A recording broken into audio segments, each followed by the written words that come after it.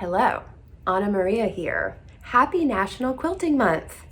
Quilting is, for me, peace. And not just peace like the beautiful pieces, although I certainly love that part, but peace as in peace in my heart. I absolutely love the time that I spend with my quilts, and when you take a long time to make a quilt, you are certainly getting to know it well. I find it very comforting, not just in the actual action of making quilts, but also that sort of just calm companionship that even when I don't have time, I know it's waiting for me.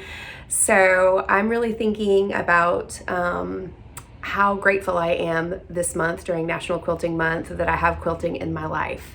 Not just the piece of making them, but the piece of snoozing underneath them is pretty good too. So go quilt.